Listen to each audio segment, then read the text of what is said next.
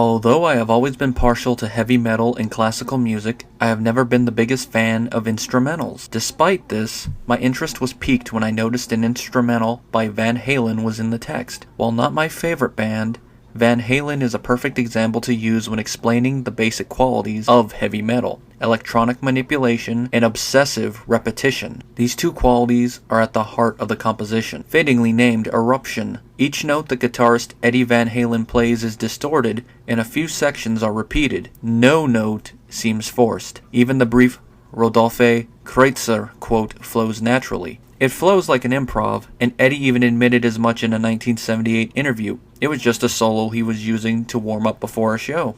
While the bands are completely different subgenres of metal, Metallica's Anesthesia Pulling Teeth shares similarities with Van Halen's number.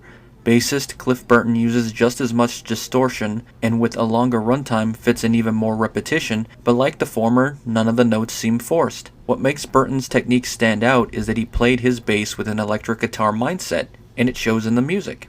If there's any musical issue, it's that the drums in the latter half can be a tad distracting. Despite their similarities, there is one striking difference I noticed. Burton's playing, and by extension his music, feels slightly more aggressive than Eddie's. Genre differences aside, this is the result of diverging musical influences. Both musicians began to play in the 70s, and were influenced by Jimi Hendrix, Cream, and Black Sabbath, to name a few, but Cliff Burton was also influenced by Motorhead and the Misfits. In essence, his style is a fusion of 70s progressive melody and punk rock aggression.